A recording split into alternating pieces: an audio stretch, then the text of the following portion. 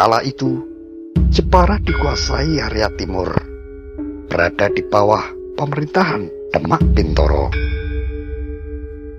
Adalah Patiunus tahun 1507 sampai 1521 Masehi sebagai Sultan Demak. Patiunus sendiri dikenal dengan perlawanannya terhadap Portugis di Malaka. Setelah Patiunus wafat, kekuasaan lalu dilimpahkan ke tangan adiknya, yaitu Sultan Trenggono pada tahun 1536 Masehi.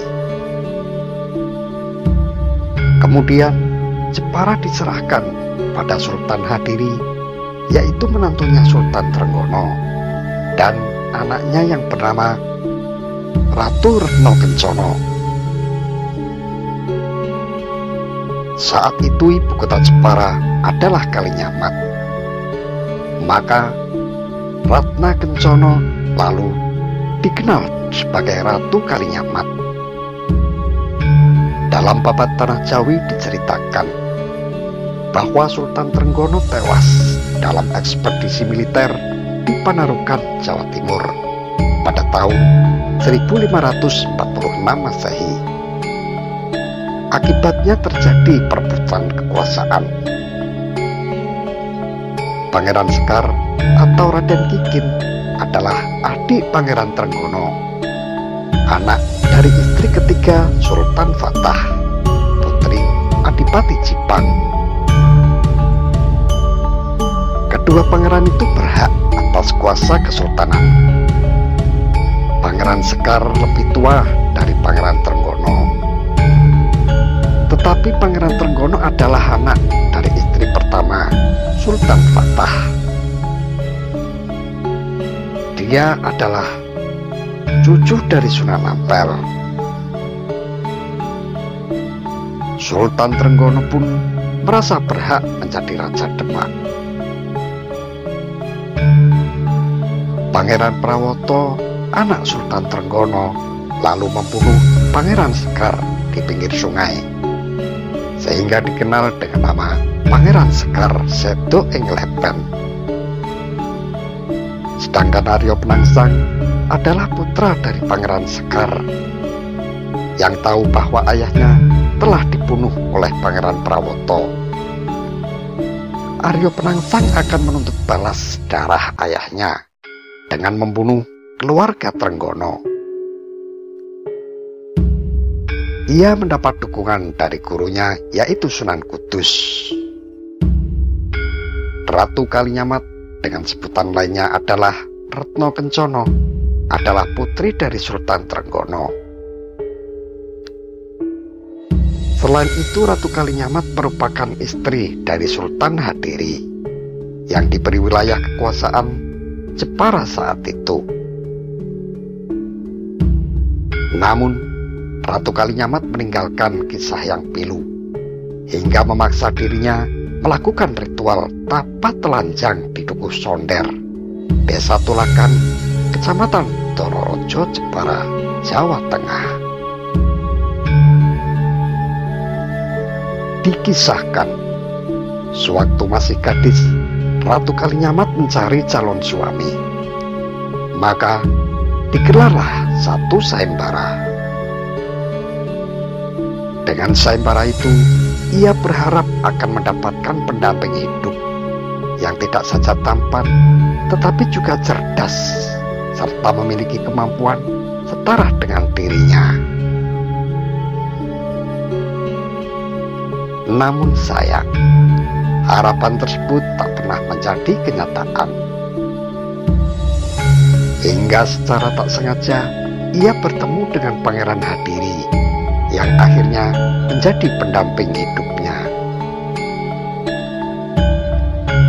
Pangeran Hadiri dikutus oleh ayah andanya, yakni Sultan Aceh, untuk menimba ilmu pemerintahan dan ilmu agama Islam di Kesultanan Demak Bintoro. Lelaki berdarah Persia ini sangat tampan dan arif bijaksana. Maka tak heran bila Nyi Ratu Kalinyamat langsung kasmaran kepadanya. Sayangnya, ibarat masa bulan madu Nyi Ratu Kalinyamat dan Pangeran Hadiri belum tuntas. Sang suami keburu gugur dibunuh orang suruhan Adipati Arya Penangsang.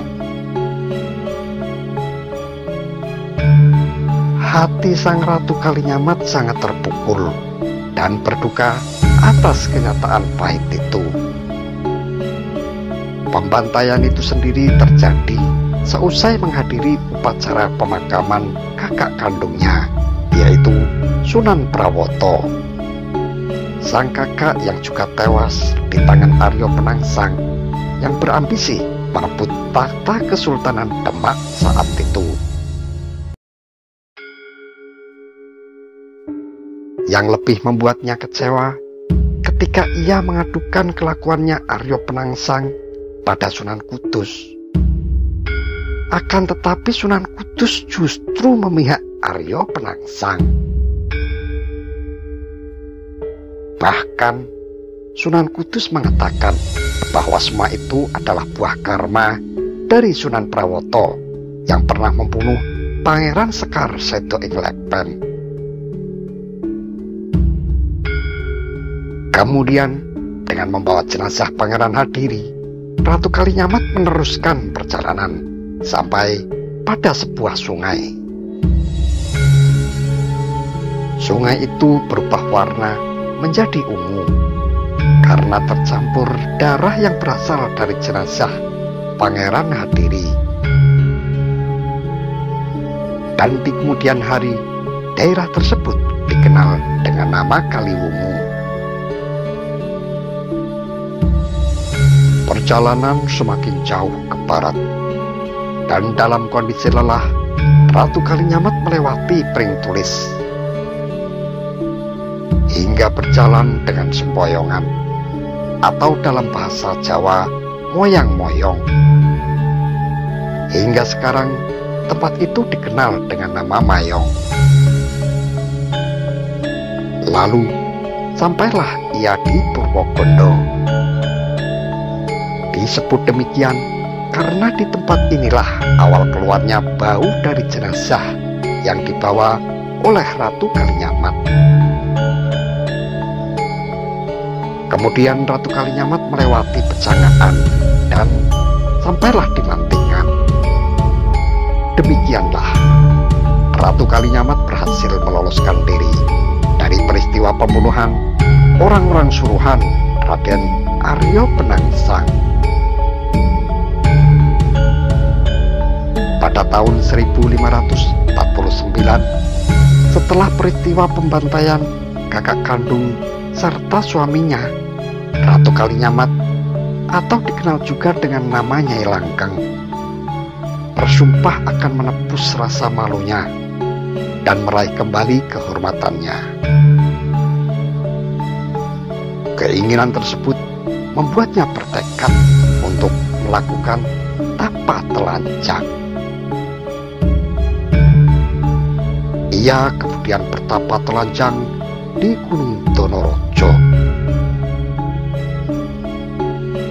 Ratu Kalinyamat meninggalkan tahta kerajaan untuk berkelana menuntut keadilan. Di tempat itulah beliau bertapa Topo Wudo, yaitu meninggalkan pakaian kebesaran kerajaan dan gemerlapnya dunia sampai dendamnya kepada Arya Penangsang bisa terbalaskan. Ratu Kalinyamat yang dilukiskan sebagai wanita yang sangat cantik, bertapa tanpa sehelai benang pun yang menempel di tubuhnya. Hanya dengan berbalutkan rambutnya yang panjang, ia memohon pertolongan kepada Tuhan agar diberikan kekuatan sehingga bisa membalas dendam atas kematian suami juga kakak kandungnya. Ratu Kalinyamat bersumpah ora pisan-pisan ingsun jengkar saka tapa ingsun. Yen durung iso kramas getih lan kaset jambule Arya Penangsang. Artinya, dia tidak akan menghentikan laku tapanya jika belum bisa keramas rambut dan darah dari Arya Penangsang.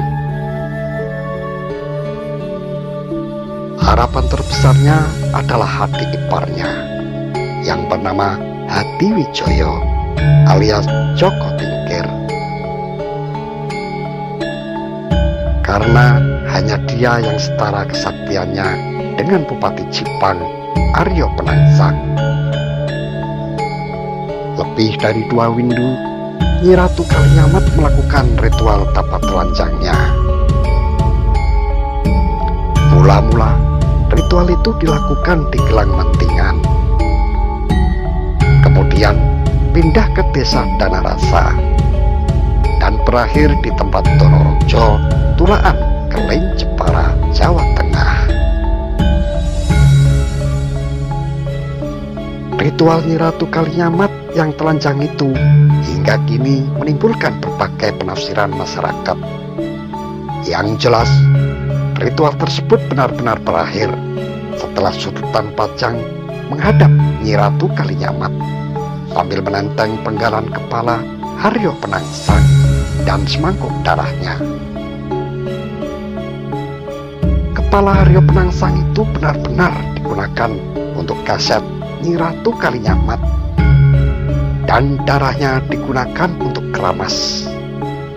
Setelah puas, kepala Arya Penangsang lalu dibuang ke sebuah kolam yang terdapat di desa Mantingan. Arya Penangsang berhasil dibunuh Sultan Pajang yang bernama Raden Hadiwijaya atau Jaka Tingkir melalui senopati perangnya, yakni Danang Sutawijaya, putra Ki Gede Pemanahan, dalam satu duel di tepi Bengawan Sore antara Cepuh dan Blora. Arya Penangsang tewas secara mengenaskan dengan usus terburai oleh kerisnya sendiri. Laku tapa Ratu Kalinyamat dengan sumpahnya itu ditafsirkan oleh masyarakat desa Tolakan sebagai wujud kesetiaan, kecintaan, dan pengabdian sang ratu kepada suaminya. Ia dengan kesadaran dan keikhlasannya bersedia meninggalkan gemerlapnya kehidupan istana demi membalas dendam atas kematian suaminya.